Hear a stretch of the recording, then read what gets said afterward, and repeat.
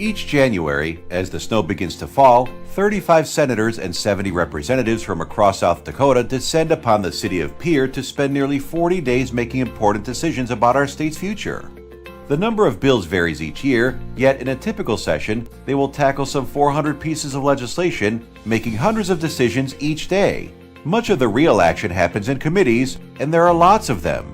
26 standing committees, 13 on the House side and 13 in the Senate, where legislators, agency officials, lobbyists, and other interested parties hash out details and amendments on bills relating to agriculture, healthcare, transportation, taxation, education, and much, much more. Just imagine if each of those 400 bills was a football. Some of those watching from the stands will want to see that bill advanced down the field and crossed into the end zone. Others want to see the bill squashed completely, with the deflated ball never returning to the field of play.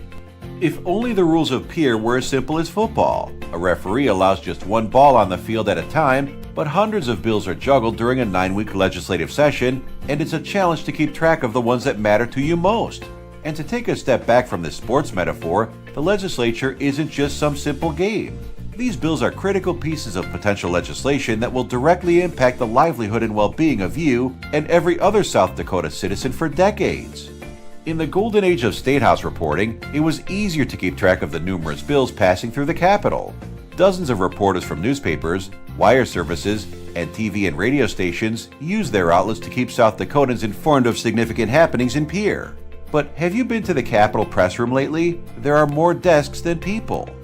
A recent Pew Research Center study found that the number of full-time State House reporters across the nation dropped 35% from 2003 to 2014.